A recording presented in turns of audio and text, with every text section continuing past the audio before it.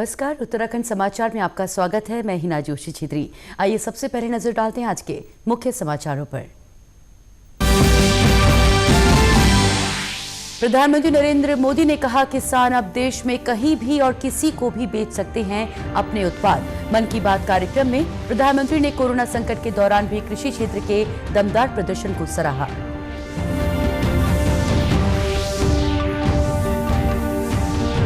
प्रधानमंत्री ने कोरोना महामारी के खिलाफ साझा युद्ध में संयुक्त राष्ट्र के योगदान पर उठाए सवाल। प्रधानमंत्री ने वैश्विक समुदाय को दिया आश्वासन, भारत की वैक्सीन उत्पादन और डिलीवरी क्षमता से विश्व को होगा फायदा। विश्व पर्यटन दिवस पर मुख्यमंत्री त्रिवेंद्र सिंह रावत ने कहा, कोविड-19 के कारण राज्य का पर्यटन हुआ प्रभावित, हालात सामान्य होने पर स्थिति में होगा सुधार। राज्य में टूरिस्ट डेस्टिनेशन विकसित करने के लिए पर्यटन सचिव ने जॉर्ज एवरेस्ट में निर्माण कार्यों का लिया जायजा। और पंतनगर के वैज्ञानिक पंतनगर किसान सेवा व्हाट्सएप ग्रुप के जरिए दूर कर रहे किसानों की समस्याएं। व्हाट्सएप ग्रुप से जुड़े देश के करीब 250 किसानों को सीधे मिल रही विशेषज्ञों की सलाह। अब समाचार विस्तार से। प्रधानमंत्री नरेंद्र मोदी ने आज मन की बात कार्यक्रम के जरिए देशवासियों के साथ अपने विचार साझा किए। प्रधानमंत्री ने कहा कि देश के किसानों को अब अपने उत्पादों को देश में कहीं भी और किसी को भी बेचने की आजादी मिल गई है। कृषि क्षेत्र में अपार संभावनाओं की बात करते हुए पीएम मोदी ने कहा कि कोरोना संकट के दौरान भी देश के कृषि क्षेत्र ने दमदार प्रदर्शन दिखाया है। कोरोना के इस कठिन समय में हमारा कृषि क्षेत्र, हमारा किसान इसका जीवंत उदाहरण है। संकट के इस काल में भी हमारे देश के कृषि क्षेत्र ने फिर अपना दमखम दिखाया है। बीते कुछ समय में इन क्षेत्रों ने खुद को अनेक बंदिशों से आजाद किया है। फल सब्जियों के लिए ही नहीं, अपने खेत में वो जो पैदा कर रहे हैं, धान, गेहूं, सरसों, गन्ना जो उगा रहे हैं, उसको अपनी इच्छा के अनुसार जहां ज्यादा दाम मिले वहीं पर बेचने की अब उनको आजादी मिल गई है। हरियाणा के अंबाला में किसानों के विरोध प्रदर्शन के दौरान सेना का एक काफिला फंस गया। ये घटना शुक्रवार को अंबाला अमृतसर नेशनल हाईवे 1 पर हुई, जहां किसान प्रदर्शन कर रहे थे। प्रदर्शनकारियों ने सेना के काफिले को आगे जाने से रोका। पुलिस अधिकारियों ने प्रदर्शनकारियों से देश की सीमा की रक्षा करने के लिए निकले सेना के जवानों को रास्ता देने का कई बार अनुरोध भी किया, लेकिन वो नहीं माने। इसके बाद पुलिस ने सेना के काफिले को हाईवे की दूसरी तरफ से आगे भेजा। प्रधानमंत्री नरेंद्र मोदी ने कहा है कि संयुक्त राष्ट्र में सुधार समय की आवश्यकता है। शनिवार शाम संयुक्त राष्ट्र महासभा के 75वें अधिवेशन को संबोधित करते हुए प्रधानमंत्री ने सवाल किया कि कोरोना महामारी के खिलाफ साझा युद्ध में संयुक्त राष्ट्र कहां है। उन्होंने ये भी जानना चाहा कि इस लड़ाई का कारगर जवाब कहां है। प्रधानमंत्री ने कहा कि पिछले 75 वर्षों में संयुक्त राष्ट्र ने कई बड़ी उपलब्धियां हासिल की हैं, लेकिन ऐसे भी अनेक उदाहरण सामने आए हैं जिनसे उसके कार्यों पर गंभीरता से विचार किए जाने की आवश्यकता महसूस होती है।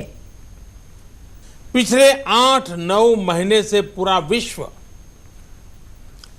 कोरोना वैश्विक महामारी से संघर्ष कर रहा है। इस वैश्विक महामारी से निपटने के प्रयासों में संयुक्त राष्ट्र कहां है?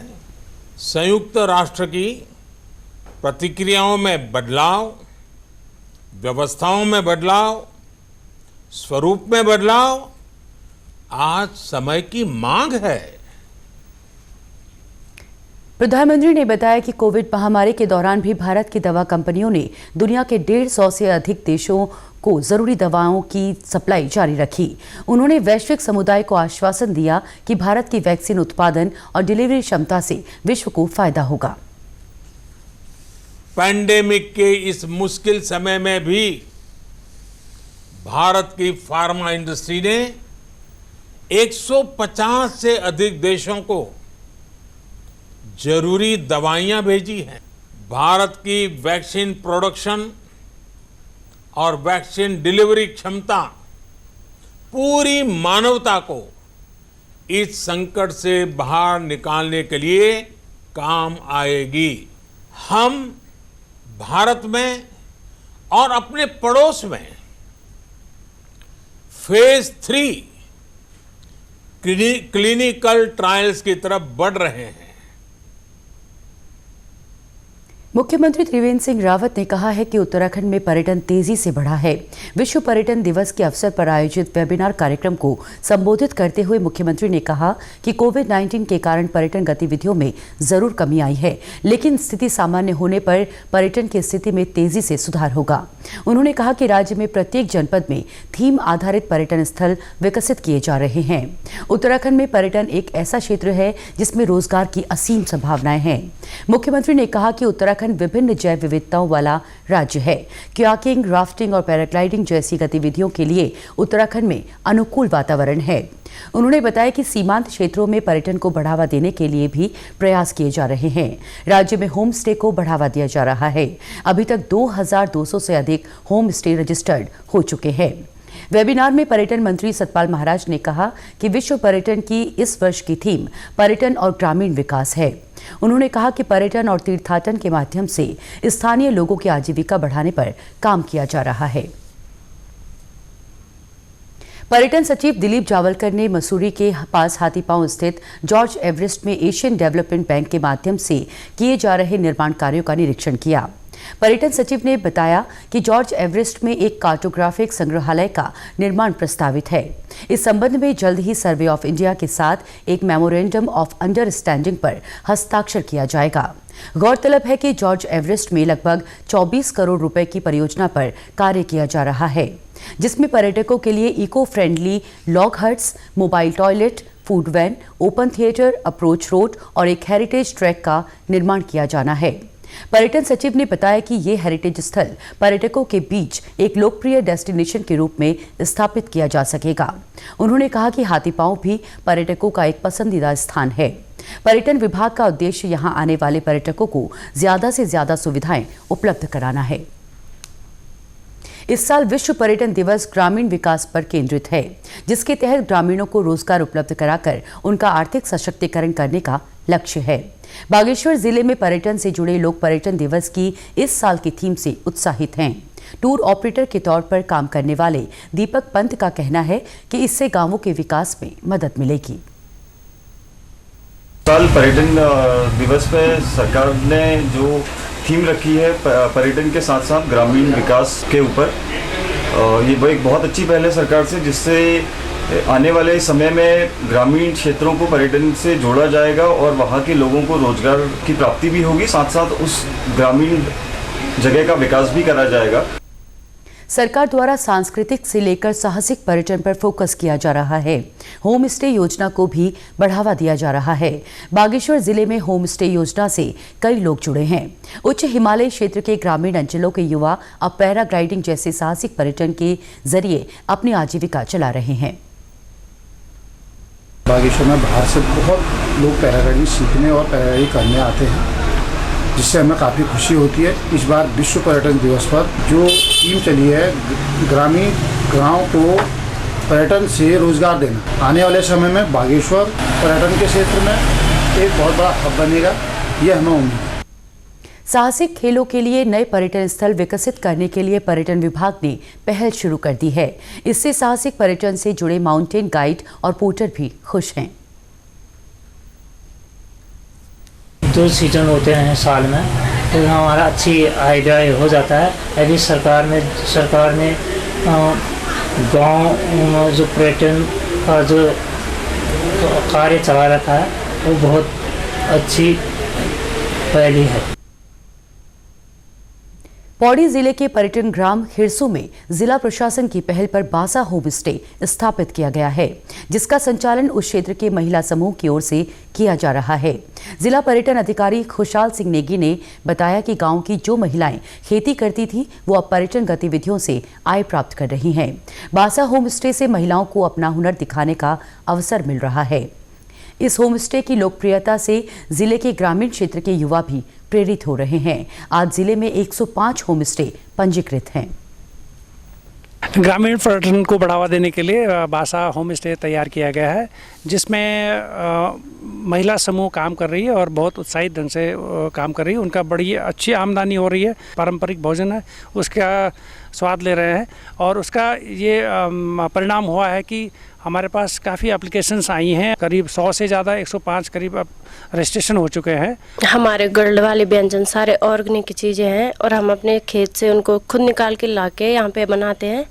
और को सबसे पहले तो हम सरकार को धन्यवाद देना चाहते हैं कि उन्होंने हमें यहाँ पे रोज़गार दिया और ये गढ़ वाले व्यंजनों को यहाँ पे बनाने के लिए बोला उन्होंने, ताकि बाहर के जो गेस्ट आए यहाँ पे गढ़ वाले व्यंजन खाए। 13 डिस्ट्रिक्ट 13 डेस्टिनेशन के तहत पौड़ी जिले का डेस्टिनेशन सतपुली को चुना गया है। नयार घाटी क्षेत्र के बीच स्थित सतपुली में पर्यटन विकास की संभावनाओं को देखते हुए इस ग्रामीण अंचल में पर्यटन गतिविधियां शुरू की गई। इससे स्थानीय लोग स्वरोजगार से जुड़ रहे हैं। सतपुली में भी हमारे पास होम स्टे आ गया है, जिसके अंतर्गत हमारे पास वहाँ पर एडवेंचर एक्टिविटी भी इंट्रोड्यूस हो रही है। उसमें पैरा मोटर है, पैराग्लाइडिंग है, एंगलिंग का है, कयाकिंग कैनोइंग का है, साइकिलिंग का है, जिसमें सारे हमारे युवा जुड़ेंगे और रोज़गार की तरफ बढ़ेंगे। नयार घाटी में हमारे जो पूर्वी नयार है, इस और पश्चिमी नयार पे हमारे महिलाएं एवं बच्चे बहुत तैराक जानते हैं और ये कयार आने से बच्चों में एक उत्साह आएगा और इस क्षेत्र का विकास होगा, जिससे इस नयार घाटी का पर्यटन के हिसाब से बहुत विकसित होगा। और पंतनगर के वैज्ञानिक व्हाट्सएप ग्रुप पर पंतनगर किसान सेवा के माध्यम से किसानों की फसलों से जुड़ी समस्याओं का समाधान कर रहे हैं। इस ग्रुप पर सीधे तौर पर लगभग 250 किसान और वैज्ञानिक जुड़े हुए हैं।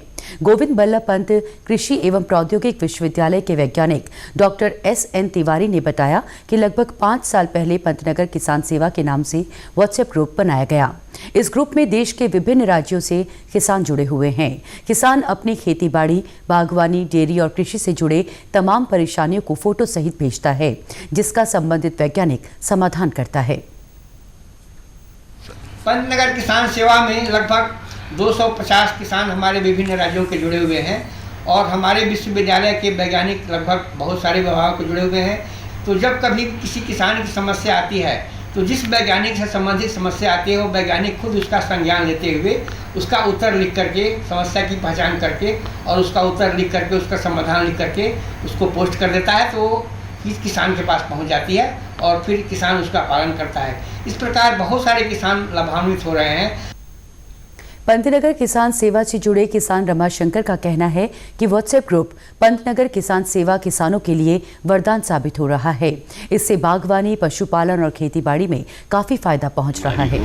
फसलों, खेतों की बीमारी हो, फसलों की या जानवरों की, हम किसी भी बीमारी की फोटो खींच के वहाँ भेज देते हैं और उसका निदान जो है हमको इस ऐप के द्वारा मिलता रहता है। उत्तराखंड विधानसभा अध्यक्ष प्रेमचंद अग्रवाल को राष्ट्रमंडल संसदीय संघ यानी CPA इंडिया रीजन की कार्यकारी समिति के सदस्य के रूप में दोबारा मनोनीत किया गया है। लोकसभा अध्यक्ष और इंडिया रीजन की कार्यकारी समिति के अध्यक्ष ओम बिरला ने CPA इंडिया रीजन की कार्यकारी समिति में उन्हें एक बार फिर मनोनीत किया है, जिसमें उनका कार्यकाल 3 साल के लिए बढ़ा दिया गया है। लोकसभा अध्यक्ष Om Birla CPA India region की कार्यकारी समिति के अध्यक्ष हैं।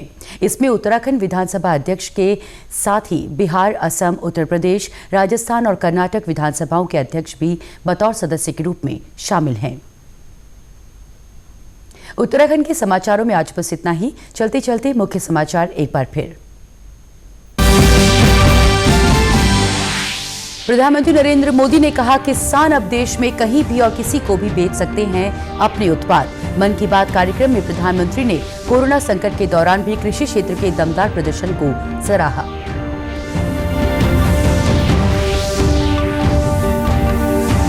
प्रधानमंत्री ने कोरोना महामारी के खिलाफ साझा युद्ध में संयुक्त राष्ट्र के योगदान पर उठाए सवाल। प्रधानमंत्री ने वैश्विक समुदाय को दिया आश्वासन, भारत की वैक्सीन उत्पादन और डिलीवरी क्षमता से विश्व को होगा फायदा। विश्व पर्यटन दिवस पर मुख्यमंत्री त्रिवेंद्र सिंह रावत ने कहा, कोविड-19 के कारण राज्य का पर्यटन हुआ प्रभावित, हालात सामान्य होने पर स्थिति में होगा सुधार।